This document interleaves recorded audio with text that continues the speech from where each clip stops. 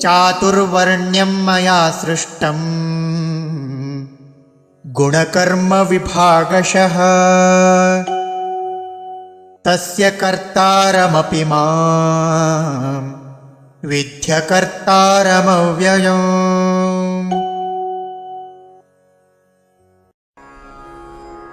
चातुर्वर्ण्यं मया सृष्टं गुणकर्मविभागशः तस्य कर्तारम् अपि मां विद्धि अकर्तारम् अव्ययम्।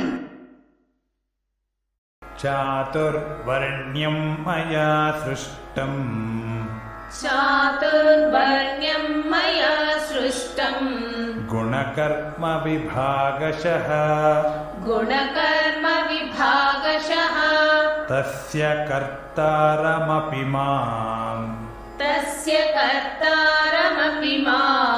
विद्यकर्तारमव्ययम्। चातुर्वर्ण्यं मया सृष्टं गुणकर्मविभागशः चातुर्वर्ण्यं मया सृष्टं गुणकर्मविभागशः तस्य कर्तारमपि मां विद्यकर्तारमव्ययम्।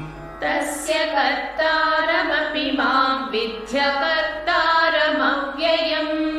चातुर्वर्ण्यं मया सृष्टं गुणकर्मविभागशः तस्य कर्तारमपि मां विद्यकर्तारमव्ययम्।